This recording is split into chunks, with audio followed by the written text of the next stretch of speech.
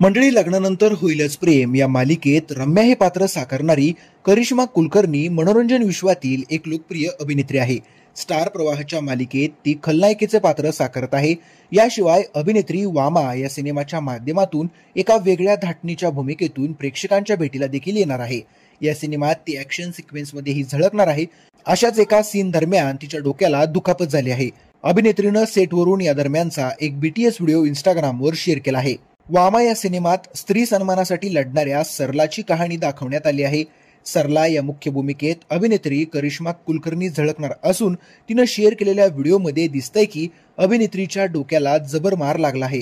एका दृश्यात तिच्यावर एक व्यक्ती हल्ला करतो आणि त्याच्याशी 2 हात करताना तिला दुखापत होते.